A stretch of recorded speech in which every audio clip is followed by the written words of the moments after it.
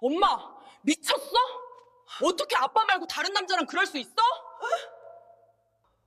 지윤아, 이렇게 하지 않으면 나는 도저히 숨을 쉴 수가 없어. 아빠에게 비밀로 해줘.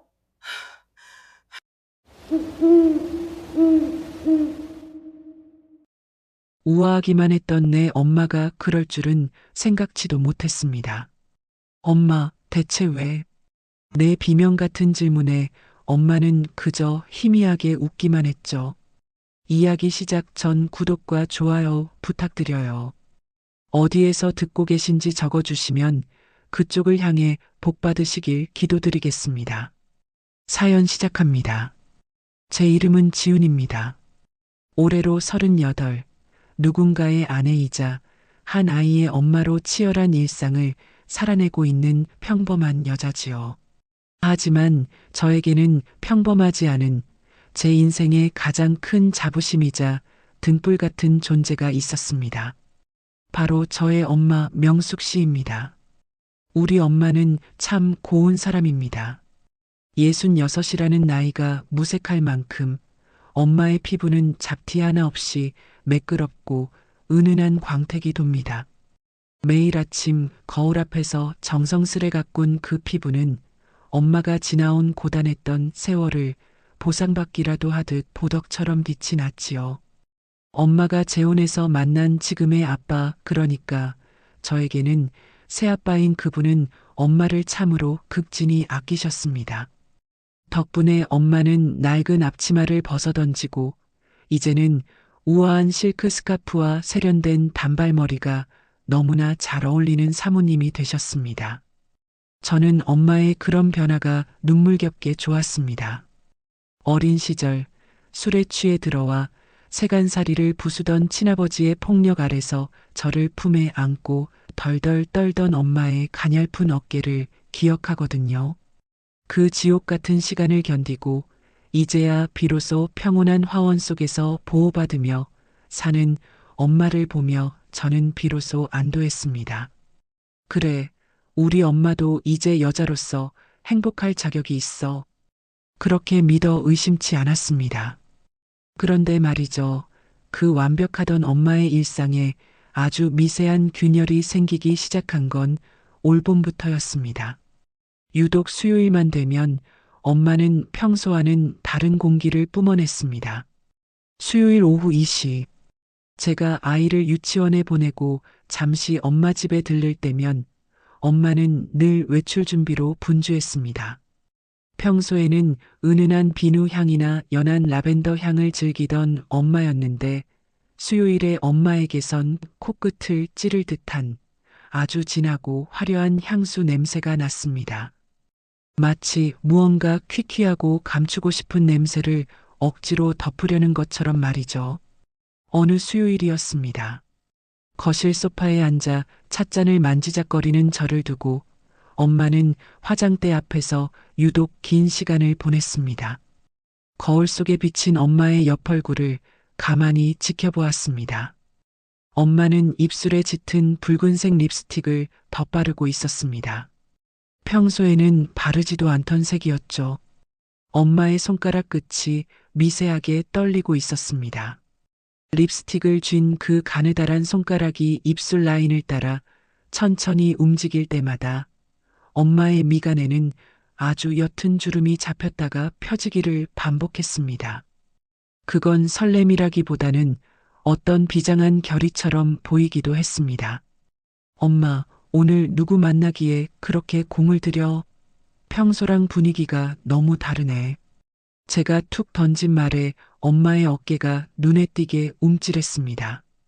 거울 속에 엄마와 제 시선이 마주쳤습니다. 엄마는 얼른 시선을 아래로 내리며 화장대 위에 놓인 팩트 뚜껑을 탁 소리가 나게 닫았습니다. 그냥 예전 친구들 모임이 좀 있어서 나이 드니까 이런 색이라도 발라야 얼굴색이 좀 살더라고.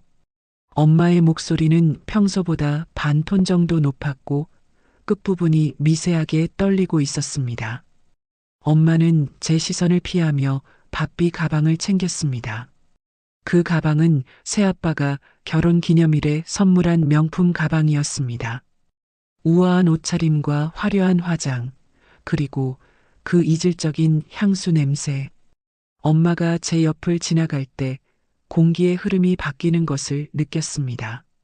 차갑고도 무거운 무언가 비밀스러운 기운이 저를 훑고 지나갔습니다. 엄마가 나간 뒤 텅 빈 거실에 홀로 남겨진 저는 왠지 모를 한기에 팔을 문질렀습니다. 창밖에는 따스한 봄볕이 내리쬐고 있었지만 제 마음속에는 검은 그림자가 조금씩 드리워지기 시작했습니다. 수요일마다 어디를 가는 걸까? 왜 저렇게 화려한 향수로 자신을 감추는 걸까? 그날 이후 저는 제 안에서 싹트는 불길한 의심과 싸워야 했습니다. 설마 우리 엄마가 그 고생을 다하고 이제야 겨우 평온을 찾았는데 다른 마음을 품고 있는 걸까? 만약 그렇다면 저는, 그리고 새아빠는 어떻게 해야 할까요?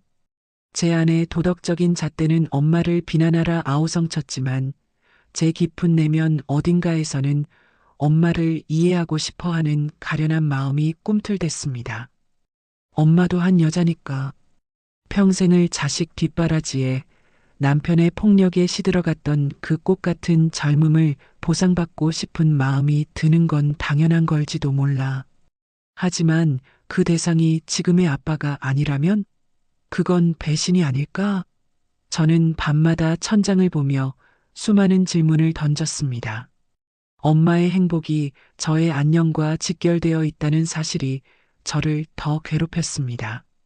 엄마가 무너지면 제가 쌓아 올린 이 평화로운 가정도 함께 무너질 것만 같았거든요. 저는 엄마의 행복을 지켜주고 싶었습니다. 동시에 엄마가 그 우아한 가면 뒤에 숨겨둔 진실이 무엇인지 미치도록 알고 싶었습니다. 그것은 딸로서의 걱정이었을까요? 아니면 한 여자로서 느끼는 묘한 질투와 호기심이었을까요? 어쩌면 저는 엄마라는 거울을 통해 제 미래를 보고 있었는지도 모릅니다. 다음 주 수요일이 되기만을 기다리며 저는 집안 곳곳에 남은 엄마의 흔적을 쫓았습니다. 식탁 위에 놓인 찻잔의 온기, 거실 커튼 사이로 들어오는 먼지 섞인 햇살, 그리고 공기 중에 희미하게 남은 그 짙은 향수 냄새. 모든 것이 저에게 말을 거는 듯 했습니다. 지훈아, 진실은 내가 생각하는 것보다 훨씬 더 아플지도 몰라. 그리고 마침내 그날이 왔습니다. 엄마가 외출한 뒤 저는 거실 소파 밑에 떨어져 있던 엄마의 영수증 한 장을 발견했습니다. 빳빳하게 다려진 엄마의 손수건 사이에 끼어 있다 떨어진 듯한 그 종이에는 제가 결코 상상하지 못했던 이름이 적혀 있었습니다. 대성 모텔. 지저분한 골목 귀퉁이에나 있을 법한 그 낡은 이름. 그리고 그 옆에 휘갈겨 써진 낯선 남자의 이름까지. 제 손끝이 차갑게 식어갔습니다. 심장이 바닥으로 뚝 떨어지는 소리가 들리는 듯 했습니다. 엄마가 어떻게 그 더러운 곳을. 배신감에 눈앞이 아찔해졌습니다. 제가 그토록 숭배하고 아꼈던 엄마의 우아함이 그 낡은 모텔방의 눅눅한 침대보 위에서 짓밟히고 있을 거라는 상상만으로도 숨이 막혔습니다. 저는 결심했습니다. 오늘 엄마의 뒤를 쫓기로 엄마가 숨기고 있는 그 비루한 진실을 제 눈으로 직접 확인하고 말겠다고요. 저는 옷장을 열어 가장 무채색인 옷을 꺼내 입었습니다. 거울 속의 제 얼굴은 창백하게 질려 있었고 눈빛은 도끼를 품고 있었습니다. 마치 전쟁터로 향하는 병사처럼 저는 비장하게 가방을 챙겼습니다. 엄마가 남기고 간 그 짙은 향기만이 여전히 거실을 부유하며 저를 조롱하고 있었습니다. 창밖의 날씨는 무심하게도 너무나 화창했습니다. 나뭇잎 사이로 부서지는 햇살이 눈부셔서 눈물이 핑 돌았습니다. 왜 진실을 마주하려는 순간은 늘 이렇게 찬란하고도 잔인한 걸까요? 저는 현관문을 열고 밖으로 나섰습니다. 엄마의 냄새를 따라 제가 결코 가고 싶지 않았던 그 어두운 비밀의 숲으로 발을 내디뎠습니다. 이제 곧 저는 제가 알던 엄마와는 전혀 다른 누군가를 만나게 되겠지요. 제 심장은 미친 듯이 뛰기 시작했고 손바닥에는 축축한 땀이 배어 나왔습니다. 엄마의 수요일, 그 베일이 벗겨지기 시작하는 순간이었습니다. 가죽 캔들을 쥔 손가락 끝이 하얗게 질려갔습니다.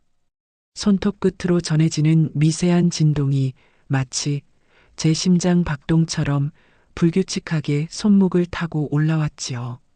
앞서가는 엄마의 하얀 세단. 그 차 뒷모습이 오늘따라 왜 그렇게 낯설고 비정해 보였는지 모릅니다. 매끄러운 차체 위로 부서지는 오후의 햇살은 눈부시게 찬란한데 제 마음속에는 끈적이고 검은 타르 같은 의심이 차곡차곡 쌓여가고 있었습니다. 엄마는 평소처럼 우아하게 코너를 돌았습니다. 깜빡이가 리드미컬하게 깜빡이는 그 찰나의 순간조차 저는 숨을 멈춘 채 그 빛을 쫓았습니다. 엄마, 제발 집으로 돌아가줘. 제발 그 더러운 쪽지의 장소가 아니라고 말해줘. 속으로 수천 번을 빌고 또 빌었습니다. 하지만 엄마의 차는 제가 간절히 바랐던 백화점 방향이 아닌 도시의 화려한 외벽 뒤편, 습하고 어두운 골목들이 뒤엉킨 변두리로 서서히 미끄러져 들어갔습니다. 창밖의 풍경이 변하기 시작했습니다. 잘 가꿔진 가로수와 세련된 쇼윈도는 사라지고 빛바랜 간판들이 서로 어깨를 맞댄 채 비틀거리는 낡은 건물들이 나타났습니다. 공기의 냄새부터가 달랐습니다. 세련된 도시의 향취는 간데없고 어디선가 흘러나온 하수구의 비릿한 냄새와 오래된 건물들이 뿜어내는 눅눅한 곰팡이 냄새가 차창 틈으로 스며들었습니다. 엄마의 차가 멈춰선 곳은 간판에 글자 몇 개가 떨어져 나가 대성텔이라고만 적힌 낡고 초라한 모텔 앞이었습니다. 붉은 벽돌은 여기저기 금이 가 있었고 입구를 가린 조잡한 가림막은 바람이 불 때마다 기분 나쁜 소리를 내며 흔들렸습니다.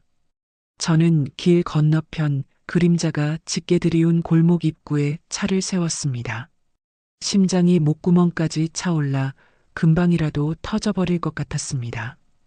입술을 너무 세게 깨물어 비릿한 피냄새가 입안에 퍼졌지만 통증조차 느껴지지 않았습니다.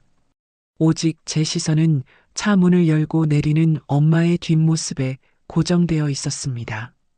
엄마는 차에서 내려 잠시 주위를 살폈습니다.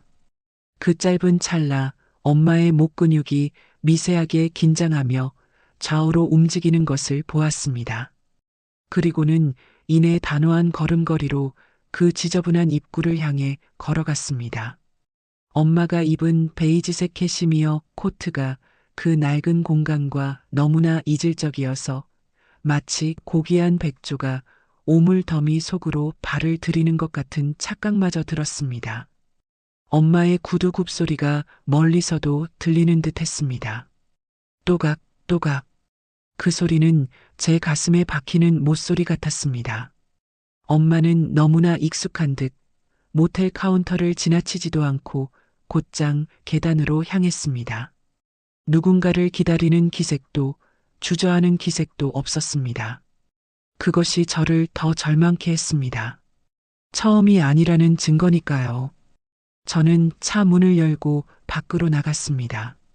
다리가 후들거려 하마터면 바닥에 주저앉을 뻔했습니다. 간신히 차체를 붙잡고 서서 엄마가 사라진 그 어두운 입구를 응시했습니다. 제 안의 도덕심과 배신감이 격렬하게 충돌하며 저를 갈기갈기 찢어놓는 것 같았습니다. 엄마, 어떻게 이럴 수 있어? 아빠가 엄마한테 어떻게 했는데? 그 지옥 같은 세월에서 엄마를 건져준 사람한테 어떻게 이런 비수를 꽂을 수 있어? 분노가 머리끝까지 치밀어 올랐습니다. 동시에 형용할 수 없는 슬픔이 해일처럼 밀려왔습니다. 제가 평생을 두고 존경에 마지 않았던 엄마의 정절과 우아함이 이 눅눅한 침대보와 담배 찌든 내 가득한 방 안에서 산산조각이 나고 있다는 사실이 믿기지 않았습니다. 저는 주머니 속에서 떨리는 손으로 휴대폰을 꺼냈습니다. 단축번호 1번. 새아빠였습니다. 번호를 누르는 손가락이 경련하듯 떨렸습니다. 신호음이 가는 동안 제 입술은 파르르 떨렸고 눈에서는 뜨거운 눈물이 뺨을 타고 흘러내렸습니다. 여보세요, 지훈이니? 수화기 너머로 들려오는 새아빠의 다정한 목소리. 평소처럼 온화하고 따뜻한 그 음성이 오늘따라 왜 이렇게 잔인하게 느껴졌을까요? 저는 목이 메어 한참 동안 말을 잇지 못했습니다. 겨우 입술을 떼었을 때 제 목소리는 제가 들어도 낯설 만큼 찢어지고 갈라져 있었습니다. 아빠, 지금 당장 대성 모텔로 와줘. 엄마가 여기 있어. 엄마가 이상해, 아빠. 전화를 끊고 나서도 저는 한참 동안 그 자리에 서 있었습니다. 차가운 골목바람이 제 뺨에 눈물을 말렸지만 가슴속의 구멍은 점점 더 커져만 갔습니다. 제 안에 완벽한 엄마라는 우상은 이미 가루가 되어 흩어지고 있었습니다. 저는 모텔 안으로 발을 들였습니다. 계단을 오를 때마다 삐걱거리는 소리가 제 심장을 짓눌렀습니다. 2층, 그리고 3층. 복도에는 정체 모를 소독약 냄새와 누군가의 마른 기침 소리가 섞여 떠돌고 있었습니다. 엄마가 들어간 302호실 앞에 섰습니다. 문틈으로 새어나오는 희미한 불빛, 그리고 그 안에서 들려오는 낮은 수성, 물을 적시는 소리. 제 손끝이 문고리에 닿았습니다. 차갑고 단단한 금속의 감촉이 손바닥을 타고 전해졌습니다. 문 너머에서 들리는 엄마의 낮은 숨소리. 그 숨소리는 평소 집에서 듣던 평온한 것이 아니었습니다. 무언가 억누르는 듯한 아주 깊고 무거운 한숨이 섞인 호흡이었습니다. 저는 눈을 감았습니다.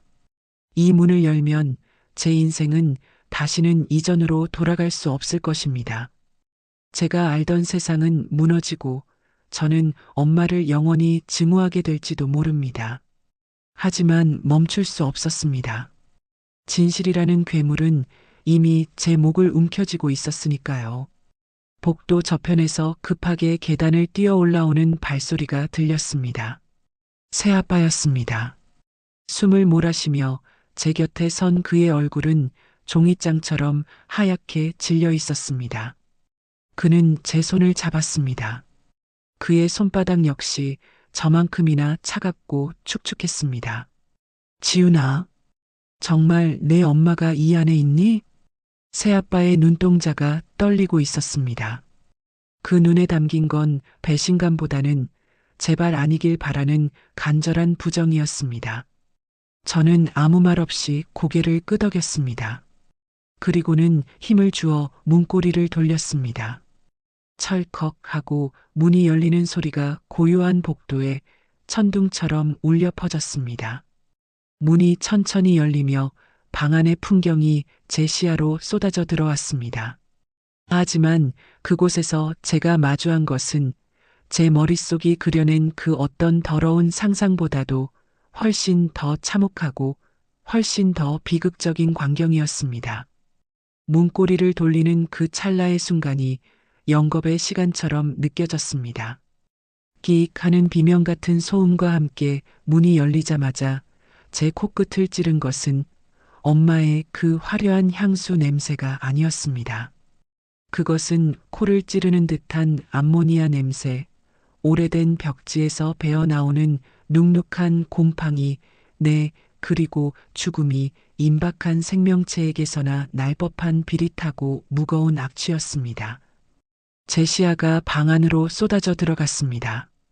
낡은 형광등이 지직거리며 위태롭게 빛을 내뿜고 있는 그 좁은 방 안. 저는 그곳에서 제가 상상했던 불륜의 현장보다 훨씬 더 참혹하고 괴기스러운 광경을 마주했습니다. 방 한가운데 놓인 삐걱거리는 침대. 그 위에는 한 노인이 누워 있었습니다. 아니, 그것은 사람이라기보다 차라리 바싹 말라버린 고목나무 껍질 같았습니다. 뼈마디가 앙상하게 드러난 손은 허공을 향해 갈퀴처럼 굽어 있었고, 초점 없는 눈동자는 천장의 얼룩만을 멍하게 응시하고 있었지요. 입술은 가뭄이 든 논바닥처럼 갈라져 있었고, 그 사이로 새어나오는 거친 숨소리는 마치 쇠사슬을 바닥에 끄는 듯한 소리를 내고 있었습니다. 그리고 그 곁에 우리 엄마가 있었습니다.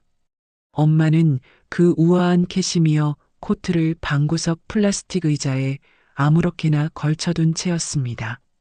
소매를 팔꿈치까지 걷어붙인 엄마의 팔등에는 푸른 정맥이 툭 붉어져 있었고 그 손등에는 붉은 물집이 잡혀 있었습니다. 엄마는 무릎을 꿇고 앉아 대야에 담긴 따뜻한 물에 수건을 적시고 있었습니다. 엄마의 손가락이 물속으로 잠길 때마다 파르르 떨리는 것을 보았습니다. 그것은 공포가 아니라 지독한 피로와 슬픔이 켜켜이 쌓여 만들어낸 경련이었습니다. 엄마, 제 목소리는 바람 빠진 풍선처럼 힘없이 바닥으로 흩어졌습니다. 엄마는 고개를 돌리지 않았습니다. 아니, 돌릴 힘조차 없어 보였습니다. 엄마는 그저 묵묵히 수건을 짜서 침대 위 노인의 마른 가슴팍을 닦아내기 시작했습니다. 그때였습니다. 침대 옆 협탁 위에 놓인 낡은 지갑 속에서 삐져나온 빛바랜 사진 한 장이 제 눈에 들어왔습니다. 젊은 시절의 엄마 그리고 그 곁에서 저를 안고 호탕하게 웃고 있는 한 남자. 제 기억 속에서 가장 잔인한 페이지를 장식했던 우리를 버리고 떠났던 나의 친아버지였습니다. 세상에 저 흉측한 노인이 내 유년 시절을 피눈물로 물들였던 그 괴물 같은 인간이란 말인가요? 제 심장 밑바닥에서 뜨거운 무언가가 울컥 치밀어 올랐습니다. 그것은 배신감보다 더 깊고 질긴 혐오였습니다. 엄마 미쳤어? 지금 여기서 뭐 하는 거야? 이 사람이 우리한테 어떻게 했는데? 내 앞에서 이 인간 죽었다고 다신 이름도 올리지 말자고 했잖아. 제 고함에 엄마의 어깨가 눈에 띄게 들썩였습니다. 엄마는 그제야 천천히 고개를 돌려 저를 보았습니다. 엄마의 얼굴은 제가 알던 우아한 사모님의 것이 아니었습니다. 화장은 눈물과 땀에 번져 얼룩덜룩했고 눈가는 짓물러 붉게 충혈되어 있었습니다. 하지만 그 눈동자 안에는 제가 단 한 번도 본 적 없는 거대한 바다와도 같은 깊은 슬픔과 해방감이 공존하고 있었습니다. 지훈아, 왔니? 엄마의 목소리는 갈라진 대지처럼 거칠었습니다. 엄마는 다시 고개를 돌려 그 노인의 손을 잡았습니다. 그리고는 제 시선을 피해 노인의 하반신 쪽으로 손을 옮겼습니다. 엄마는 그의 거칠고 메마른 다리 사이 단단하고 뜨거운 무언가를 조심스럽게 감싸 주었습니다. 그것은 병마로 인해 딱딱하게 굳어버린 그리고 마지막 생의 열기를 토해내고 있는 그의 마른 허벅지 근육이었습니다. 엄마의 손길은 지극히 정성스러웠습니다. 마치 세상에서 가장 귀한 보석을 다루듯 혹은 갓 태어난 아기를 씻기듯 엄마는 수건으로 그의 환부를 닦아내고 있었습니다. 그 순간 방 안의 공기가 멈춘 듯 했습니다. 제 등 뒤에 서 있던 새아빠의 거친 숨소리만이 고요를 깨고 있었습니다. 저는 엄마의 뒷모습을 보며 말할 수 없는 비참함을 느꼈습니다. 내가 그토록 증오했던 인간을 위해 내 우아한 엄마가 이 더러운 방에서 무릎을 꿇고 수발을 들고 있다니. 이것은 도덕의 문제도 배신의 문제도 아니었습니다.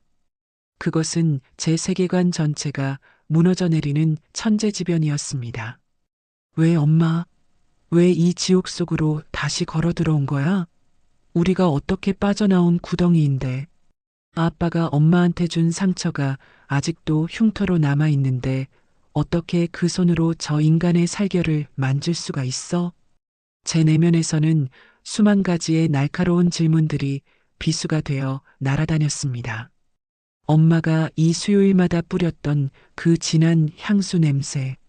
그것은 유혹을 위한 향기가 아니라 이 방의 지독한 악취를 지우기 위한, 그리고 스스로의 죄책감을 마비시키기 위한 처절한 방어기제였다는 사실을 깨닫는 순간 가슴이 찢어지는 것 같았습니다. 엄마는 한참 동안 말이 없었습니다. 그저 규칙적으로 수건을 적시고 짜고 닦아내는 동작만을 반복했습니다. 그 소리만이 방 안을 메웠습니다. 툭툭 대야로 떨어지는 물방울 소리가 제 심장 박동과 겹쳐 들렸습니다. 지훈아. 엄마가 나지막이 입을 뗐습니다. 엄마의 시선은 여전히 노인의 창백한 얼굴에 머물러 있었습니다. 이 사람, 이제 보름도 못 넘긴단다. 의사가 그랬어. 갈 때라도 사람답게 깨끗하게 보내주고 싶었어. 그게 내가 이 사람에게, 그리고 내 가여웠던 청춘에게 해줄 수 있는 마지막 예우란다. 엄마의 손가락 끝이 노인의 뺨을 아주 살짝 스쳤습니다. 닿을 듯 말 듯한 그 손끝의 열기에서 저는 증오보다 더 지독한 인연의 끈을 보았습니다. 엄마는 그의 살결을 만지며 그 옛날의 고통과 화해하고 있었던 것입니다. 엄마는 이 사람을 용서한 게 아니야. 그냥 내 마음속에 박힌 이 가시를 뽑아내고 싶은 것뿐이야. 지훈아, 내가 보기엔 내가 미친 것 같겠지. 하지만 이렇게 하지 않으면 나는 죽을 때까지 내 아빠 옆에서도 가짜로 살 수밖에 없었을 거야.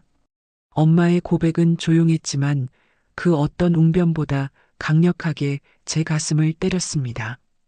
저는 아무 말도 할 수 없었습니다. 제 안에 천박한 의심이, 엄마를 불륜녀로 몰아세웠던 제 그릇된 확신이 너무나 부끄러워 고개를 들 수 없었습니다. 저는 엄마의 굽은 등을 보았습니다. 그 등은 더 이상 연약한 여자의 등이 아니었습니다. 그것은 모든 풍파를 다 받아내고도 묵묵히 서 있는 거대한 바다와 같았습니다. 엄마는 그 더러운 여인 숲방을 당신만의 방식으로 성소로 만들고 있었던 것입니다.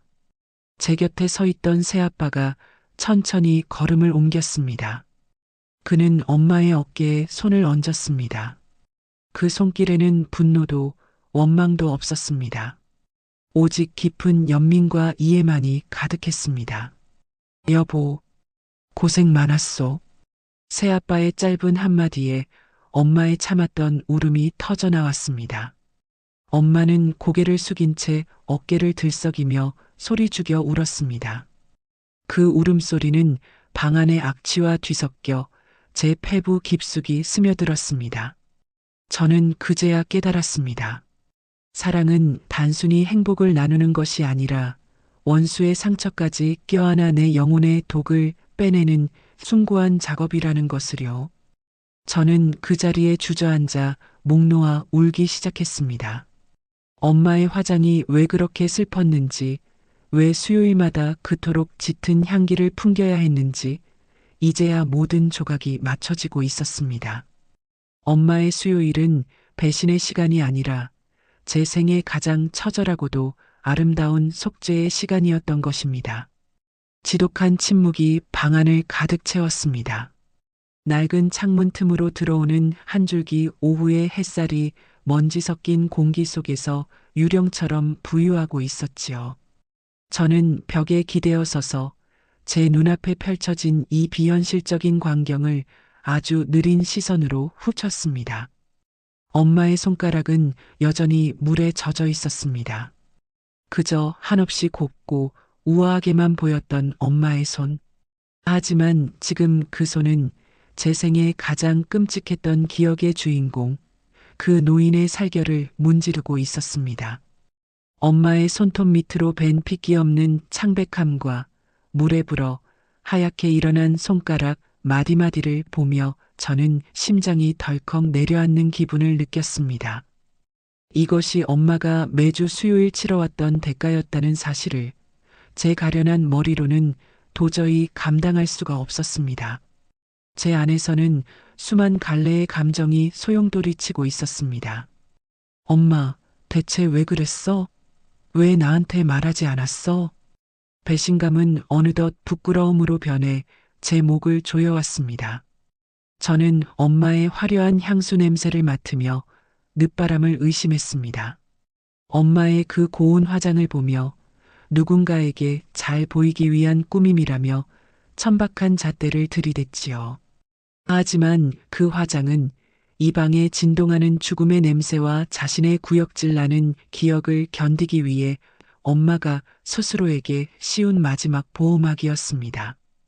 가장 예쁜 모습으로 가장 지독한 원수를 배웅하려 했던 그 마음을 저는 단 한 번도 헤아려 보지 못했습니다. 저는 바닥에 떨어진 엄마의 손수건을 가만히 내려다보았습니다.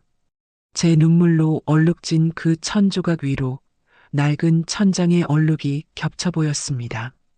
제 머릿속엔 어린 시절의 파편들이 떠올랐습니다. 술 냄새를 풍기며 들어와 엄마의 머리채를 휘어잡던 그 거친 손, 깨진 소주병 조각 위에서 맨발로 울던 엄마, 그리고 그 모든 지옥을 뒤로하고 우리를 버리고 떠나갔던 그 남자의 뒷모습? 그때의 우리는 얼마나 외로웠나요? 차가운 단칸방에서 서로의 체온에 기대어 겨울을 나던 그 밤들마다 저는 다짐했었습니다. 나중에 내가 크면 우리 엄마를 가장 화려하고 가장 행복한 여자로 만들어주겠노라고. 그런데 지금 제가 만들어준 그 평온한 화원 밖에서 엄마는 홀로 이 거대한 쓰레기 더미를 치우고 있었습니다. 제 내면의 도덕적 갈등은 걷잡을 수 없이 커져갔습니다. 용서라는 것이 과연 가능한 것일까? 저렇게 뼈만 남은 채 초점 없는 눈으로 죽어가는 인간을 본다고 해서 그가 우리에게 준 그 상처들이 씻은 듯이 사라질 수 있는 걸까? 아니, 이건 용서가 아닙니다. 이건 처절한 종결이었습니다. 엄마는 이 사람을 용서해서 온 것이 아니라 이 사람이라는 지독한 책의 마지막 장을 덮기 위해 당신의 남은 인생의 단 한 점의 찌꺼기도 남기지 않기 위해 스스로 지옥의 불덩이를 만지고 있었던 것입니다. 엄마의 손길이 다시 노인의 몸 위를 지나갔습니다. 엄마는 천천히 그의 바지를 걷어 올렸습니다. 그리고 그곳 오랜 투병으로 인해 딱딱하게 굳어버린, 하지만 여전히 생애의 마지막 열기를 품고 있는 그의 단단하고 뜨거운 무언가, 그것은 고통으로 비대해진 그의 무릎 관절과 마른 근육이었습니다.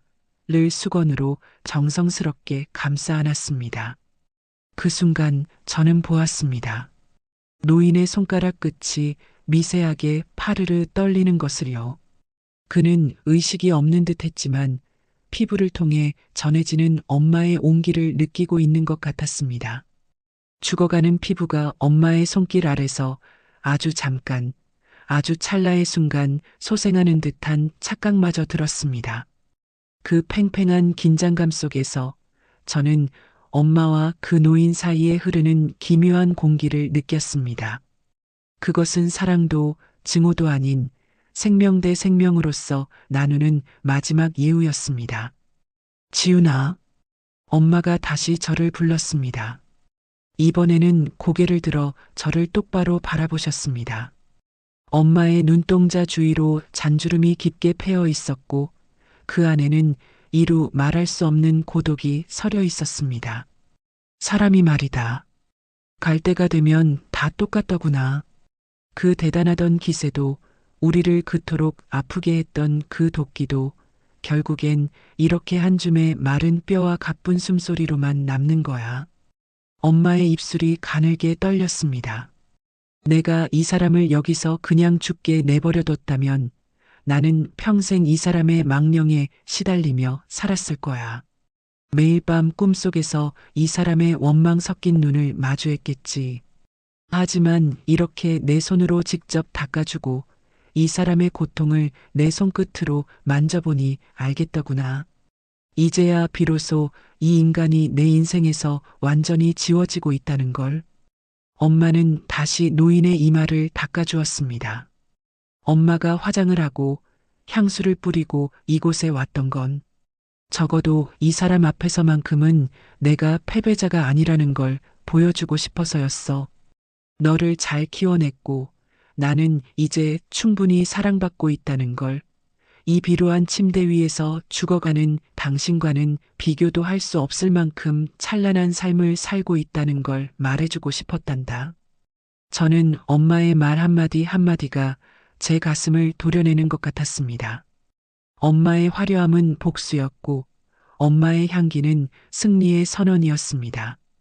그런데 저는 그것도 모르고 저는 무릎을 힘없이 꺾고 엄마 곁으로 다가갔습니다. 방 안의 공기는 여전히 무겁고 축축했습니다.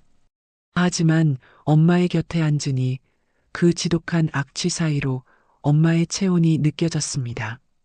저는 떨리는 손을 뻗어 엄마의 젖은 손등 위에 제 손을 얹었습니다.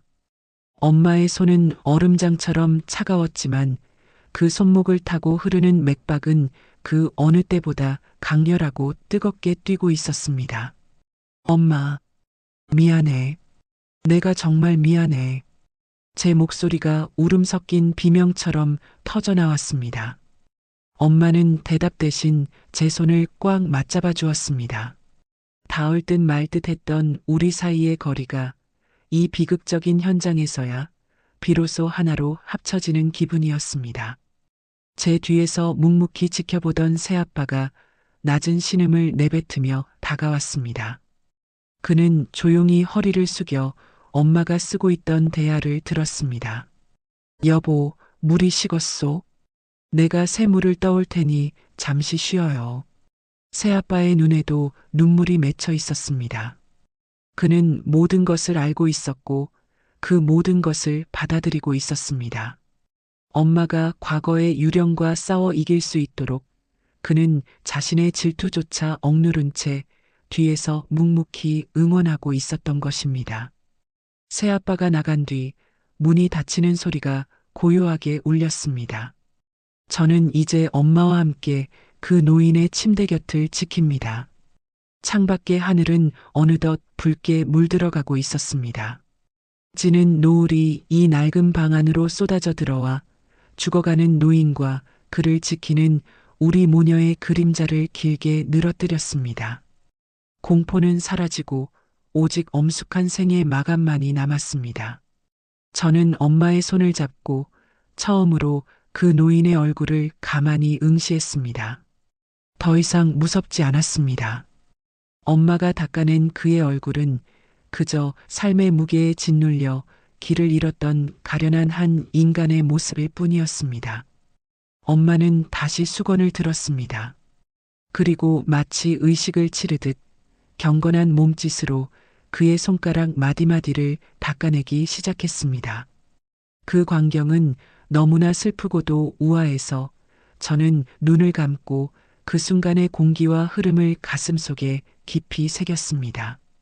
이것이 바로 한 여자가 자신의 삶을 완성해가는 세상에서 가장 고귀하고도 처절한 대가임을 저는 이제야 비로소 온몸으로 느끼고 있었습니다.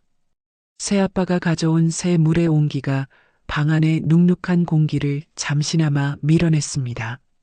대야에서 솟아오르는 가느다란 수증기가 낡은 형광등 불빛을 받아 부서지는 것을 저는 넋을 잃고 바라보았습니다.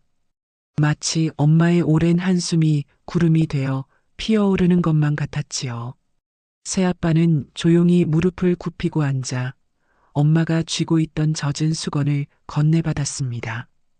그의 손은 크고 투박했습니다. 수십 년간 거친 세상을 헤쳐오며 만들어진 굳은 살이 박인 그 손이 지금은 가장 부드럽고 경건한 몸짓으로 그 노인의 손을 감싸쥐었습니다. 엄마의 전 남편 그리고 자신의 아내를 지옥으로 몰아넣었던 그 남자의 손을 말입니다. 그 순간 저는 제 숨소리조차 소음처럼 느껴져 가슴을 눌러야 했습니다. 새아빠의 손가락 끝이 노인의 마른 손마디를 따라 천천히 움직였습니다. 그것은 질투나 원망이 거세된 오직 인간으로서의 깊은 연민만이 남은 몸짓이었습니다. 새아빠는 아무 말도 하지 않았지만 그 무거운 침묵 속에서 저는 그가 이미 오래전부터 이 순간을 준비해 왔음을 깨달았습니다. 제 안의 도덕적 갈등은 이제 다른 방향으로 저를 흔들었습니다. 나는 과연 저럴 수 있을까? 나를 평생 괴롭힌 사람이 아니라 내가 사랑하는 여자를 평생 아프게 했던 그 원수를 이토록 따뜻한 물로 씻겨줄 수 있을까? 새아빠의 어깨가 미세하게 떨리는 것을 보았습니다. 그것은 분노가 아니라 그가 짊어져 온 아내의 슬픔이 너무나 무거워 토해내는 공명 같았습니다. 그는 노인의 손목을 닦아내며 엄마가 차마 다 뽑아내지 못했던 마지막 가시를 대신 뽑아주고 있었습니다. 아빠는 다 알고 있었던 거야?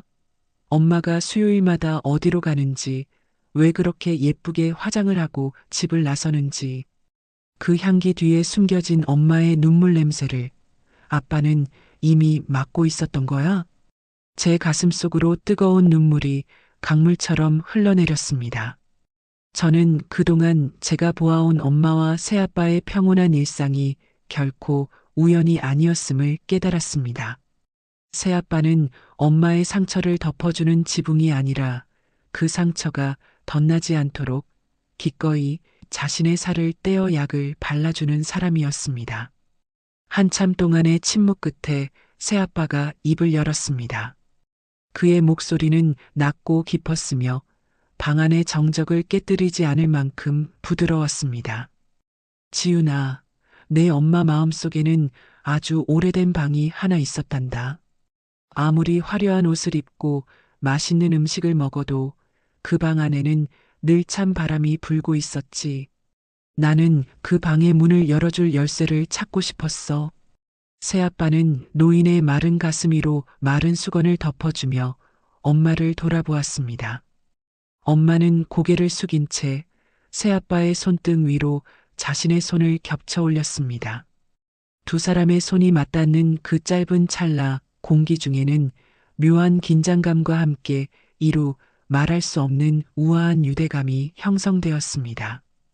그것은 남녀 간의 관능적인 끌림보다 훨씬 더 단단하고 뜨거운 생의 끝단에서 마주한 영혼의 결합이었습니다. 이제 그만 가자, 여보. 이 사람도 당신 마음 다 알았을 거야. 이제 보내주자고. 새아빠가 엄마의 손을 부드럽게 감싸쥐었습니다.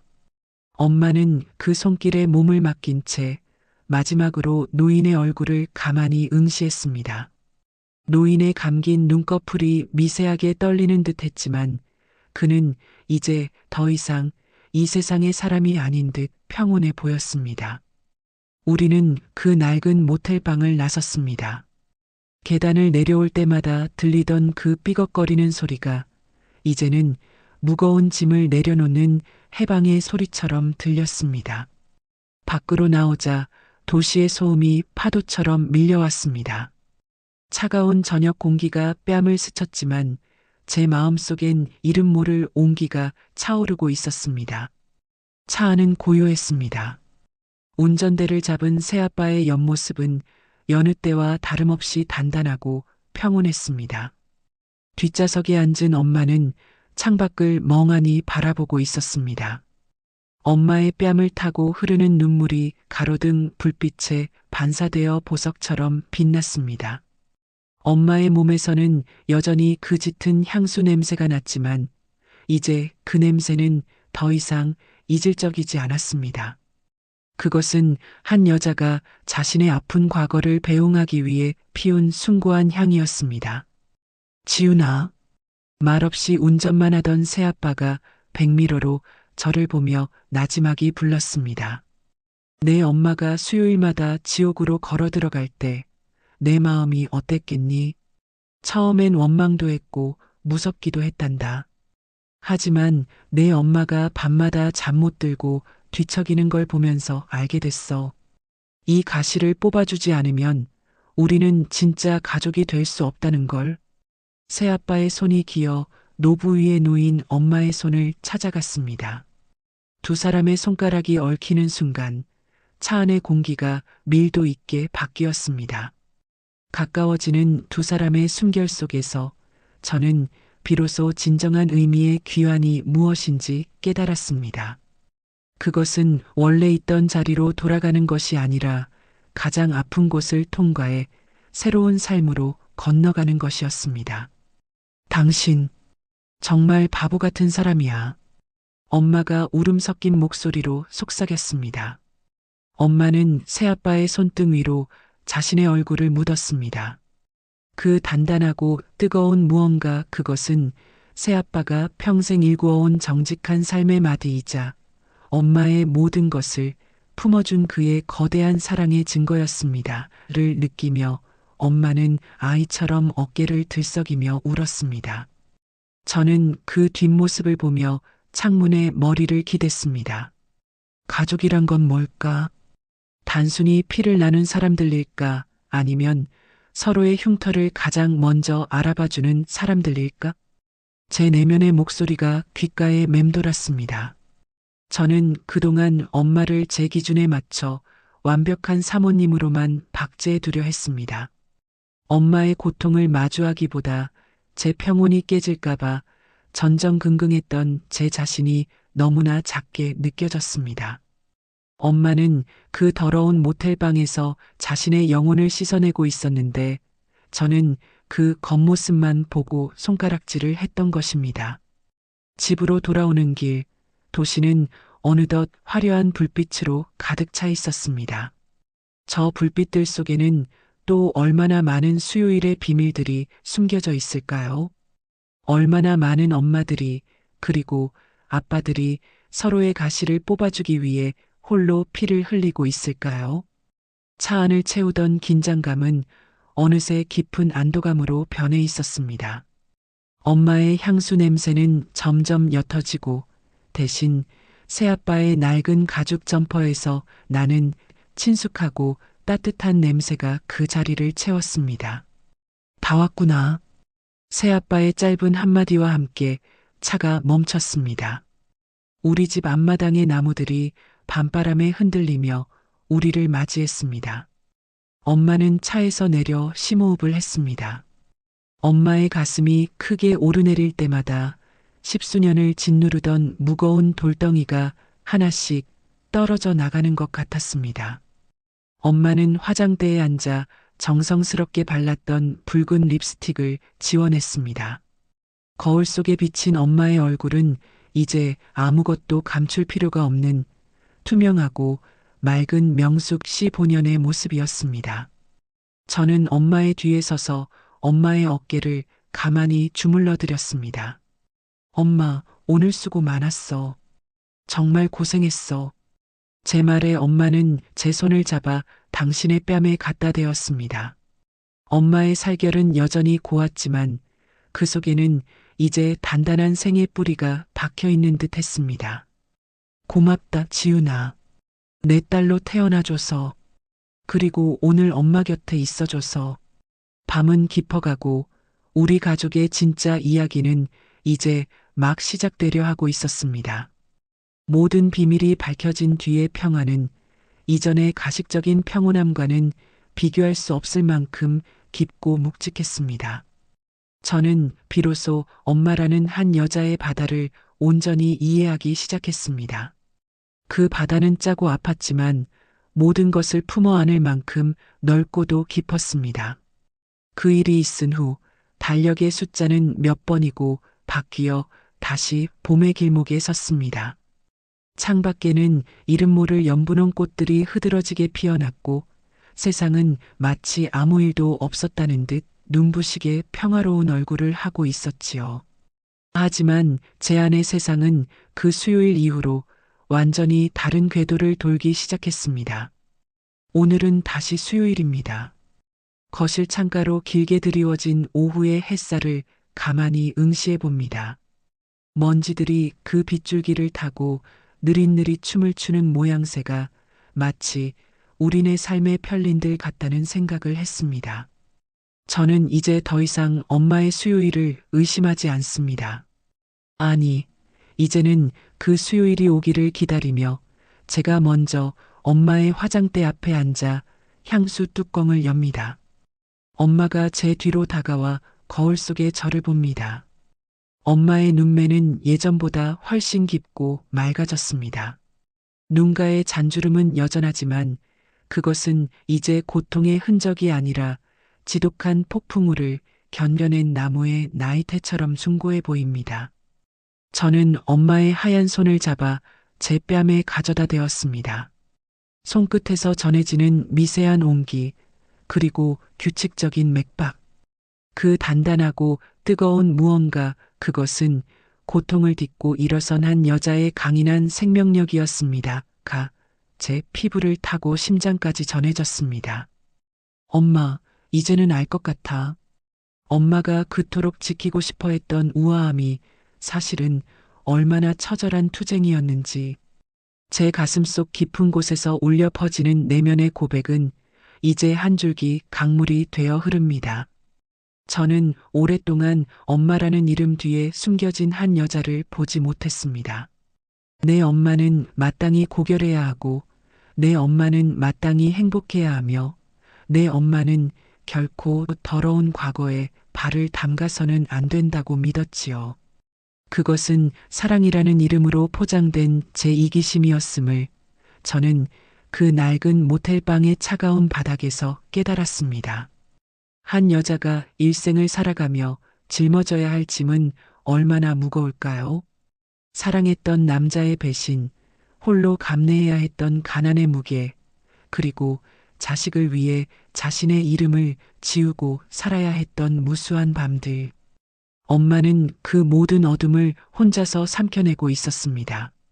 그리고 생의 황혼에서 만난 마지막 숙제, 자신을 파괴했던 원수를 용서하는 것이 아니라 그 비참한 최후를 지켜봄으로써 스스로를 해방시키는 그 어려운 길을 택했습니다.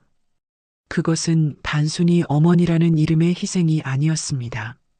그것은 명숙이라는 한 여자가 자신의 삶을 완결짓기 위해 내디딘 가장 위대한 발걸음이었습니다. 저는 이제 엄마의 그 짙은 향수 냄새를 맡을 때마다 눈시울이 뜨거워집니다. 그것은 악취를 가리기 위한 향기가 아니라 자신의 상처에서 피어난 가장 고귀한 꽃향기였음을 이제는 알기 때문입니다. 지훈아, 준비 다 됐니? 엄마의 나지막한 목소리에 저는 상념에서 깨어납니다. 엄마는 오늘 유독 화사한 실크 스카프를 둘렀습니다. 그 스카프가 엄마의 가느다란 목선을 따라 부드럽게 흘러내리는 것을 보며 저는 엄마가 가진 그 우아함의 정체를 비로소 정의할 수 있었습니다. 그것은 고통을 모르는 순진함이 아니라 고통을 정면으로 마주하고 이겨낸 자만이 가질 수 있는 품격이었습니다. 응, 엄마. 오늘은 날씨가 참 좋다. 아빠도 좋아하시겠어. 거실 한편에서 묵묵히 신발끈을 묶던 새아빠가 고개를 들어 우리를 향해 인자하게 웃어 보입니다. 그의 눈빛에는 여전히 엄마를 향한 깊은 신뢰와 존경이 담겨 있습니다. 그는 엄마의 과거를 지워주려 하지 않았습니다. 대신 그 과거의 잔해를 함께 치워주고 엄마가 스스로 일어설 수 있을 때까지 묵묵히 그 곁을 지키는 든든한 바위가 되어 주었습니다. 우리는 이제 함께 차에 오릅니다. 수요일의 공기는 예전처럼 무겁지도 습하지도 않습니다. 차창 밖으로 스쳐 지나가는 풍경들이 오늘따라 유독 선명하게 다가옵니다. 낡은 건물에 담벼락에 핀 작은 풀꽃조차 제 생의 무게를 견디며 빛나고 있는 것 같아 가슴이 뭉클해집니다. 지훈아, 가끔은 말이다. 사람의 마음이 바다 같다는 생각을 해. 운전대를 잡은 엄마가 백미러로 저를 보며 말했습니다. 엄마의 눈동자 속에 비친 오후의 햇살이 파도처럼 일렁입니다. 아무리 더러운 오물이 흘러들어와도 바다는 그걸 다 받아안고 스스로를 정화해내지. 처음에는 짜고 아파도 결국에는 그 깊고 넓은 품으로 모든 걸 녹여버리는 거야. 나도 내 마음이 그런 바다이길 바랐단다. 엄마의 말은 제 귓가에 머물지 않고 가슴속 깊은 곳까지 스며들었습니다. 저 또한 누군가의 엄마이자 아내로 살아가며 제 마음속에 얼마나 많은 찌꺼기를 쌓아두고 살았는지 돌아보게 되었습니다. 누군가를 미워하고 내 잣대로 판단하며 완벽하지 못한 내 삶을 원망했던 시간들. 하지만 이제는 저도 엄마처럼 되고 싶습니다. 상처를 외면하는 것이 아니라 그 상처를 닦아주고 보듬어주며 비로소 나 자신을 완성해가는 그런 큰 바다 같은 여자 말입니다. 우리가 도착한 곳은 이제 그 낡은 모텔이 아닙니다. 친아버지는 그 일이 있은 지 얼마 지나지 않아 조용히 눈을 감으셨고 우리는 그의 유해를 양지바른 산자락에 모셨습니다. 엄마는 그가 떠나는 마지막 순간까지 그의 곁에서 마른 손을 잡아주었습니다. 죽어가는 피부에 닿았던 엄마의 온기는 아마도 그가 평생 처음 느껴본 진정한 사랑의 온기였을지도 모릅니다. 꽃다발을 내려놓는 엄마의 손가락 끝이 파르르 떨리는 것을 보았습니다. 하지만 그 떨림은 더 이상 고통이나 두려움이 아니었습니다. 그것은 오랜 긴장의 끝에 찾아온 안도감, 그리고 한 생명을 온전히 보내주었다는 성취의 떨림이었습니다. 저는 엄마의 곁에 서서 함께 기도했습니다. 이제는 그분도, 그리고 그분을 미워하며 평생을 보낸 우리 엄마의 마음속 어린 명숙이도 모두 평온하기를. 집으로 돌아오는 길, 해는 뉘엿뉘엿지며 세상을 온통 금빛으로 물들였습니다. 차 안에는 더 이상 진한 향수 냄새가 진동하지 않습니다.